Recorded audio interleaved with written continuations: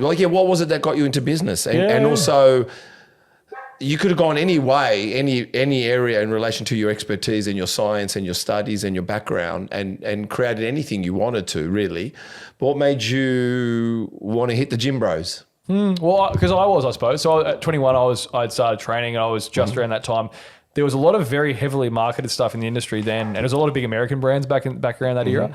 But when you looked at it, they were very good at marketing. But when you looked at the formulas, because again, I started instead of going, oh, cool, flashy tub, I'd go, oh, but what's in that? Okay, what's that dose? What's that do? And so once you started doing that to the big, heavily marketed American giant brands, you'd start realizing they were very good at marketing, but nothing was clinically dosed. Nothing was, the active ingredients weren't put in there. There was very few ingredients. It was all proprietary blended back then. So they weren't even disclosing what the dosages were. So I suppose I saw this problem of I'm like, well, now I know what things help the body do X, Y, Z outcome. I can't find that there's nothing like that on the shelf. So I started making my own and I'd buy straight raw amino acids and start tinkering and playing with my own things. And, I'd be like, well, this to elicit an increase in blood flow, I need to look at this ingredient. Oh, nothing has that in it. Oh, I better buy that as a straight raw amino acid and take that at the dose the study says. I would do that, take it and go, oh, snap, we've got an amazing pump today at gym. That's awesome. What else works? Oh, I want hydration. Oh, okay, I'm going to look at these things. Is there anything for that in there? Oh, no, there's not. Oh, what does work for that? And so buy the straight raw materials, go it in, start tinkering and blending. And so I'd make all these horrible tasting concoctions, but it'd be for each different area. And I was genetically pretty bad. I had some thyroid issues when I was younger, so I was a pretty overweight teenager. But my two brothers were greyhounds, right? They were just an 8-pack from birth. Yep. And then I was the middle one, and I was 100 kilos at 12 years old. Right. So, and I was like, how can same nature, same environment, same everything, grew up on the same food in the same farm, the same everything, I look so different to the two of them. What could be there? And that's when hormones became super interesting too, because I'm like, well, now I'm going to learn about this and actually look at academically what makes up the difference in. And I started learning then hormones are the important part. So for me, I'm like, well, why are my two brothers built a certain way and I'm not? Oh, okay, let's look at metabolism. Well, what is metabolism? Oh, it's based on thyroid function. Oh, what's the thyroid? How's that work? Oh, okay, it's an organ that has certain hormones. How do you optimize them? What do you take to improve those? Oh, you take that herb. What dose do you take that at? And you go down all these millions of rabbit holes, right? And eventually after going down a lot of rabbit holes, I realized what the big rocks were. I then realized none of these over-marketed American brands were addressing any big rocks, and they weren't dosing anything accordingly for the small rocks either. So then I went, oh, well, this is interesting. And my old man was a leather worker, right? So he made saddles and belts and knives, stuff by his hands. So I sort of had seen that there in the background throughout my whole childhood. But I wasn't an entrepreneurial person because, again, back then that was lame and weird and it wasn't quite a thing yet in where I grew up anyhow. So when I did it, though, I was just building stuff myself and making my own little tinkering ingredients and playing around, mainly to help with my own sort of stuff. I'd go, okay, well, if my metabolism's slow, what if I take these 4 or 5 things that'll do X, Y, Z? I was buying straight herbs out of India. I was buying straight raw amino acids and straight nutrients and mixing up these horrible tasting concoctions. And I would say, over time, I built eventually when I got towards pre-workout type stuff, because I loved training. I just got the bug, loved it straight away. And I'd start going, okay, what do I take for this? And long story short, man, after tinkering and going down rabbit holes and learning and just voraciously consuming, I eventually went, well, there's nothing here for me to use. I have to use this. Then one day I walked into a sup store and I said to the guy, look, I come here every month and I buy these 3 or 4 amino acids off you. Can you just whack them in a tub together, or can you just put them, can I just buy them as a bulk package, or can you just put them all in it? And turns out that guy had a blending facility himself, which I didn't know at the time, but just complete fluke. This guy had his own factory.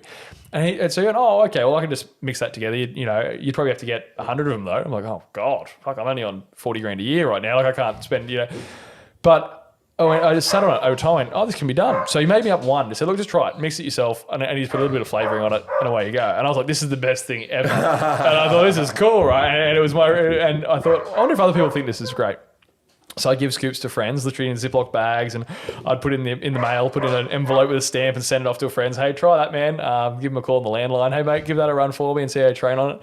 And they go, man, what the fuck was that? He goes, that was insane. He goes, I've never trained anything like that before, because nothing had dosages, nothing worked.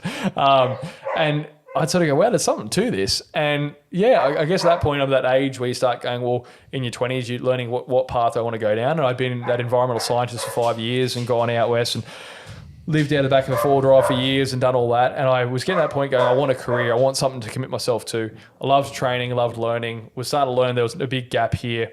And then by complete fluke, that guy who owned a store happened to have a factory and put that tub together, did it for me. And I went, wow. Then I went, all right, I'm going to find out how to make that. And to hit the minimum order, I had to get a loan for 20 grand. I was only on 40 grand a year at the time. So it was a huge amount of money. Yeah. And I went, fuck it, all on red, right? Did it. Got the first minimum order there, got it in, the pallets of stock and was let down. I'm like, wow. It's in my garage. I'm looking at it going, oh my God, this is incredible, right? The sales part. Now the big part. And I'm like, oh, also that. I'm like, God, I just spent half my annual salary on this thing. I'm screwed. Right? I got to pay this loan back starting this week. How am I going to make that repayment? It's half my wage. And I went, and then about within 2 weeks, it had all clumped. We went rock hard. So I didn't know back then, formulating wise, certain ingredients hold water and they clump. So my $20,000 investment at the time, half of my whole annual salary turned to rock in front of me, and it wasn't saleable either. So I'm sitting there with a pallet of rocks, basically, clumped stock, dead, and that was me nearly throwing in the towel because that was half of the salary in one thing. Of course you would. This is a perfect story. Keep going. Yeah, it was like, so that all went rock hard, and I went, fuck, no way.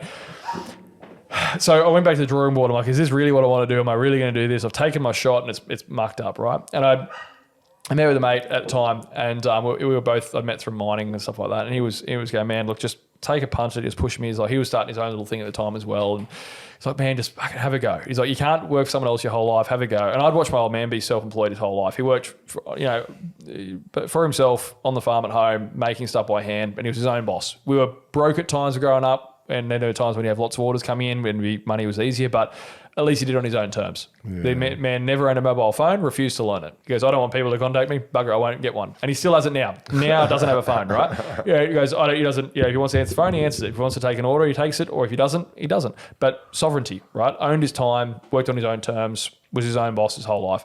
And I think that really bled onto me without me even knowing it as a younger person. So putting all that together was a bit of a perfect storm for creating, I suppose, wanting to work for on your own terms, run your own life, work towards something bigger as well at that age group as well, seeing the gap in the market, knowing I can make something that can work. But that clumping was just gut wrenching because my partner at the time, I was trying to convince, going, hey, can we put everything on red for this one and gamble it, and then it fails, and you're having those conversations like, well, now you need to get a second job to pay this loan off, and you definitely can't start a business now or whatever.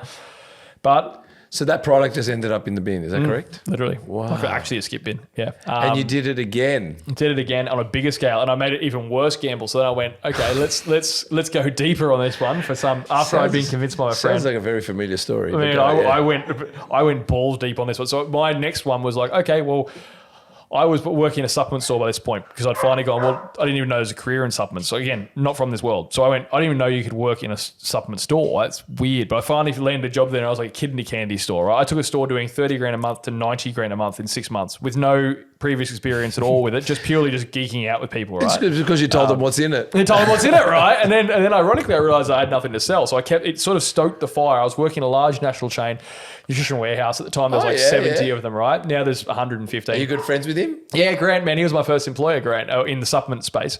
And I interviewed him on my podcast, ironic. It was a really nice full circle thing, right? And he has amazing, huge business, 100 and something stores, massive, right? He's in New Zealand now. Yeah, New Zealand too. And we set up shop over there in June too. So it was a nice, we were both setting up over there at the same time. It was cool. But interestingly enough, I went, okay, I was working there, and I got to a point where the brand was, I decided to plunge again, get more product. I knew how to make it stable this time so it didn't clump. And I had some friends of mine who had similar interests to me who had started their own stores. And I went, okay, well, would you buy this off me? Like if I make it for $20, would you buy it for 25 or something? Oh yeah, cool. And I'd do that, right? And I got to a point where I had 5 or 6 friends that were, that end up in stores. And then I go, oh, and then I'd go, what if I drive a few hours inland, I could find another one of these guys, and I could show something to them, build up a bit of proof of concept. I'm working at this full-time job at Nutrition Warehouse, and then on the side, building up these 5, then 6, then 7 little stores and friends of mine. And just did you get it into Nutritional Warehouse straight away, or did you wait? It got to a point where it was a bit of a, so what did it? I determined it was a bit of a conflict of interest because I was trying to build this store Monday to Friday. I was going, I'm building this store I'm meant to be the manager of this store, building this thing up. But then on weekends, I'm building my own brand in the competitors, doing promotions at my competitors' stores in my same town. So it was a real blurry thing. And it got to a point where I'm like, this is getting a bit awkward. I'm going to bow out and have some integrity about it. I'll just ring my boss, Grant, and say, look, mate, I love this job. Thank you so much, man. But I actually think it's a conflict of interest, me having a brand and supporting your competition whilst trying to work for you and getting paid to do it. And he goes, man, I actually really respect that. He's like, you know what? He goes, mate, what do you make? And I showed him. He's like, fuck it, I'll put it on the website then. Now, at this point I went, hang on, I'm on the website of, at that point, a 70 store chain. This isn't just a pipe dream anymore. I got a glimpse of like, this could actually be a thing. And I went, what if I put this all on red? So I went out and went, I'm going to go out and beg, borrow and steal for every cent I could. I got multiple credit cards in my name. I went out and got all these, I got personal loan telling it was to buy a car or something. My God. I sold my car at the time and bought a secondhand shitbox to get the cash from that. I went to a real loan shark, a company that like 20% interest. Ended up getting 250 grand of combined loans and debt. Sunk it all into product because I went, once I'd done this website thing, I did that for a few months. And another condition to do that website was I had to write 2 original articles that had no information anywhere else on the internet. They'd be completely original for SEO purposes for them. They call them Fit Talk articles for the Nutrition Warehouse website as an exchange. I had to write 2 full peer-reviewed articles a week on completely original content for a year. So I had to write 104 articles for these guys, all independently published as well, to be kept on the website. But for me at the time, I'm like, this is amazing. I'm on a website. This is great. Looking back now, I'm like, wouldn't do that again. But at the time, it got me in the door, right? And I was like, this is insane. This is so cool. After that, I was like, there was a loophole where if you're on the website, stores can order it. And I realized that because I'd worked there. And I went, oh, so then some stores started ordering it too within that network. I'm going, there's potential here. And I sat down and I said, look, I've done the right thing. I've written the articles you wanted. There's some traction here. We're getting sales. Would you consider putting me on a gondola? And a gondola is like the end of a bay of shelves, right? And it's like first thing you walk in every store, you see the gondola there and there's promotions on those gondolas and brands bid for these things ferociously, right? And because I'd worked there, I had a good relationship with the staff. I was still going to their Christmas party like a year later after I'd left. I was just really good friends with them all.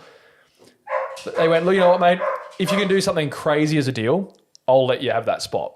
So I said, what if I give you a free product with a product on the end of that? So it was a pre-workout product at the time. What if I give you a full product for free with that pre-workout? They said, you'd have to sweeten it even further.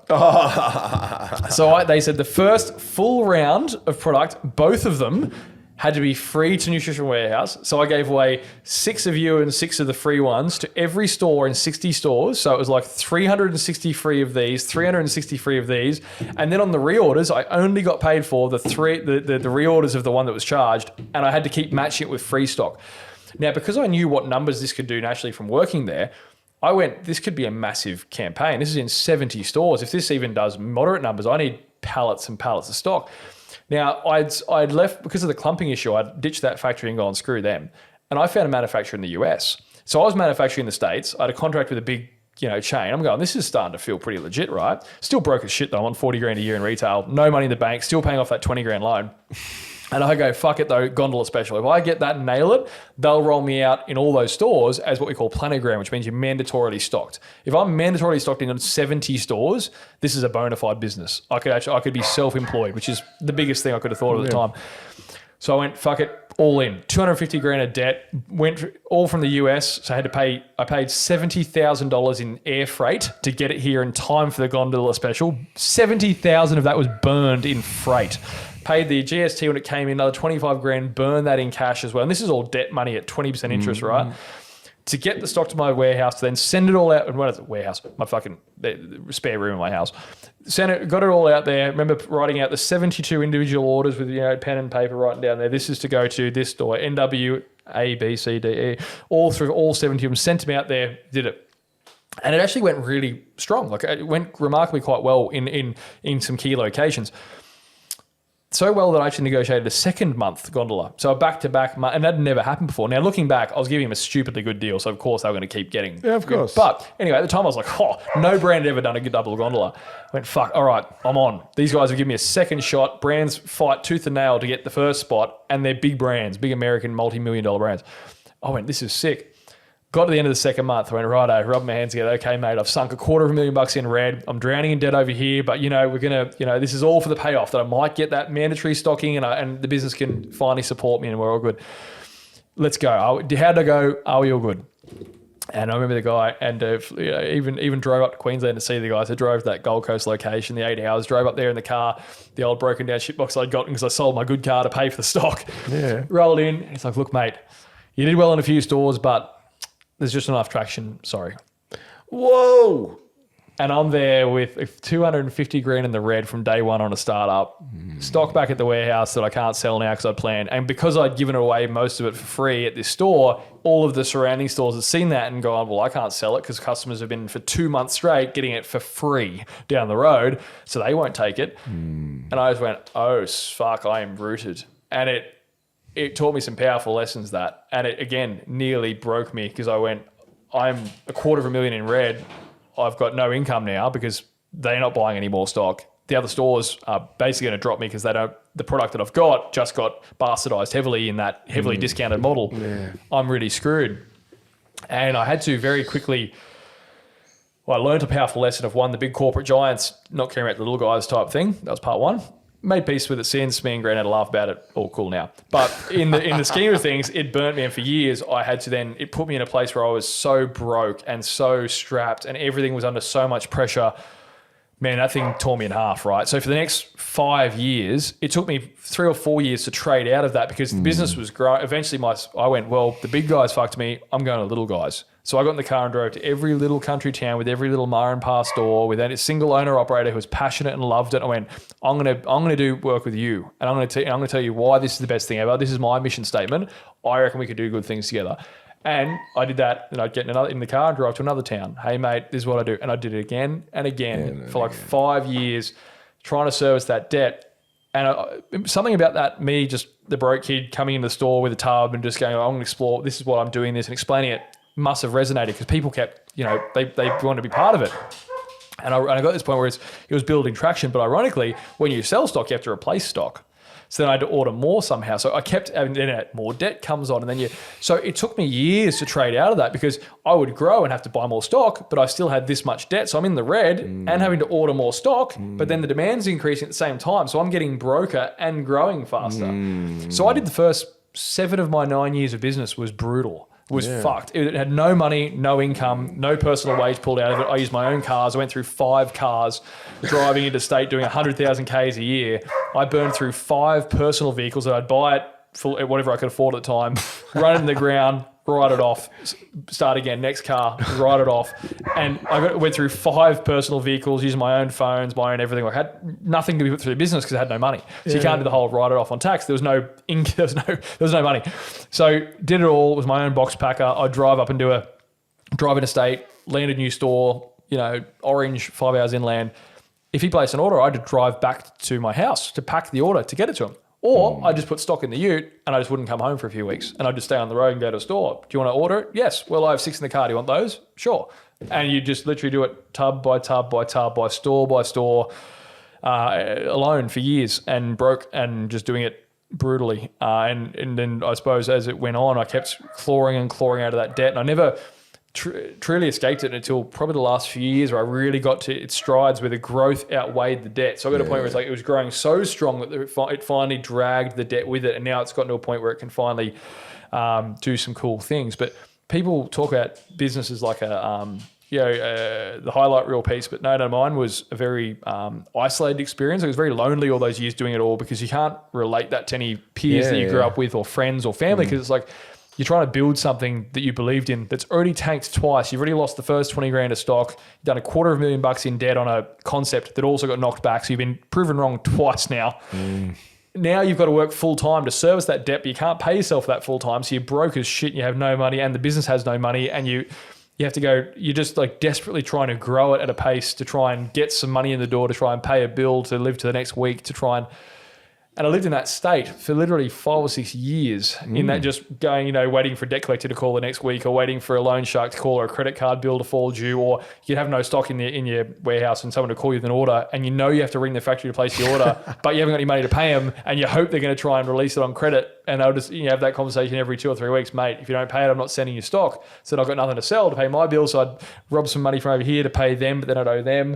And I juggled for years and years and years. I know that feeling. To a point where I finally went to a point where okay, I'm going to hire someone to pack boxes for me.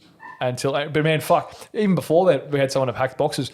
We committed at a point because I was at the time married, got divorced because just all this environment is not conducive and not matched, but main thing, this environment is not suitable to any logical person would just go, this is fucked, right? But that all fell apart. So I'm getting divorced there. The house that I was in at the time, we had to sell. So then that thing got sold. But in a weird fluke, it sold in like 3 weeks. Now, the problem is all my stock was there in the garage. And being self-employed with no income, with huge amounts of debt, I couldn't get a rental. So the only place we could get to was a mate's friend's house that we rented for cash privately, and basically moved in, and it was like this, just it basically had a garage which we put all the tubs in. That was our mini warehouse we put in the garage. And inside the house, it was me and another 2 mates who were both doing a similar thing, young, broke, trying to start businesses. And we had a room much like this. It was square right in the lounge room. Threw out all the TV. We didn't have any TVs, didn't have anything it was literally like a table like this, and we had laptops around all 4 sides. We drilled whiteboards into every wall so we could like think tank just any ideas we wanted. And this thing was a hub, like an entrepreneurial fucking hub. We had like just whiteboards everywhere. And it was literally you would wake up and you worked until you went to sleep. Then you woke up and you did it again. Then you didn't. And at some point, so we ended up living there. Now, ironically, that lease eventually expired because it was a private one. It just got to the end of that lease. Same problem. Broke, unemployed, no money. Couldn't get another one. But we'd finally gotten to the point of the scale where we couldn't do it in the garage anymore. We needed a warehouse. So we had a little warehouse there, and we thought, fuck, we're killing it now. We have a warehouse. We're doing things. Well, because we couldn't get a house when we left that place, we ended up having to live in the warehouse because we were technically homeless. We couldn't get somewhere to live, and it was the end of the year. So we ended up living in the warehouse for like 3 or 4 months. And this thing was next to a metal fabrication shop. And it was a 24-hour workshop. So at night they'd be grinding metal and steel and welding and shit. And so we lived in this fucking stinking I feel like I'm watching a movie. Man, it was like I don't talk about it much, but honestly, it was the most fucked 10 years. Business has been the most brutally humbling experience. And I think it's probably a good thing that I did all of it without money, because I think a lot of people get, if you chase the money, like I said before, you need something, a good fuel source, right? But ending up like in the homeless periods, living in the warehouse in the hot shed next to a fabrication workshop. And then I bought a store as well in Canberra, and that thing went under, but I was driving to Canberra throughout the week, running the store myself. Then COVID hit then, so I was driving to Canberra to man it myself to run it. It's the 5 hours from Newcastle to Canberra, work the store Monday to Friday, Thursday to Sunday, drive back Monday, sales rep Monday to Thursday to get sales to keep the store open and primer going. Then I'd drive back down to Canberra and do it all again. So I was working 7 days and driving interstate on weekends. Did you sleep at the store? Man, yeah, I fucking oath I did. I was going to say, there's nowhere else for you. Nowhere else for me, right? Can't afford a motel, God no. Man, I remember driving down there and I was so broke. I went to buy a fucking maxi bon at a servo and my card bounced. $3.95, my card bounced on a maxi bon driving down. I had to fill up fuel to get to the store to run the thing that was there, and my card bounced. I went, fuck. Man, I was the definition of broke for my entire business career, right? And then the store, COVID hit, and then there were floods in Canberra as well, and then there were bushfires. So then the store tanked it. I lost 50K on the store. Wow. So the store was tanking. Primer had already carried all that debt. I was broke. I'd burnt through all of my cars, all of our vehicles. We had nothing. The whole thing just grounded out and ground. Then COVID hits, then Primer had the next 2 or 3 years, and I always went, fuck it, double down. I did product launches when everyone else was quiet, and I went, let's go out and go boom in the busy times. And I did product launches during lockdowns, and I did Zooms and Instagram lives with people and tried to educate and did seminars. I did whatever I could, right, to keep the doors open until I could finally afford to employ a rep. And I remember that because, again, they were first, at the time, they were on 70K. And again, I was on like $100 a week at the time. Yeah. But I was like, fuck, this is so much paying someone else a salary full time before I've even seen a payday in this 8 years of finally put the person on. And they went out there and then they started moving product. And I went, oh, okay. Proof it. We're starting to move volume. And then I was repping and they were repping. And it was like, then we were really starting to move stuff. I was like, all right. And they weren't a very good rep. Neither of the next few. But then it eventually got to a point where eventually I found the right combination of people, right? And I was lucky enough to meet a few people and spot some potential talent. And that's the team I've got now that I've brought in the business. But as each person would come in, the business would just explode. Then you get it because someone who can sell and realizes the quality and the mission statement and they've seen, one of the guys I hired who's my national now, he saw me in the early days where I'd drive to the store and was living out of my car and all this stuff. And he just clicked with that mission statement and he saw how fucked it was. And so when he came and worked with us as well, he treated it like his own. He jumped in and then it blew up again. And then in 1 year, I hired 3. Wow. And it just went boom. And it would like boom, then hired another person, then boom again. last year, no, the year before last, where it just went boom. So the last few years where everyone's seen us blow up on socials and get bigger and all that sort of, and be in more stores and everything, customers always mention us like, oh, it's a great brand there. It's awesome. You guys, I just found you guys protein powder or something random. Like, oh, you guys are great. I'm like, Overnight success. No idea, man. And I don't talk about it much because I suppose it's not very self-centric, this brand. It's more about like what I'm trying to do with this stuff more than me personally. But I think people don't often know how brutal it was. Well, I tell people I'm still waiting for my overnight success. And I'm going to be doing it every day till I get an overnight success. And when I'm successful, I'll say, yeah, it was overnight. Yeah, man. Overnight.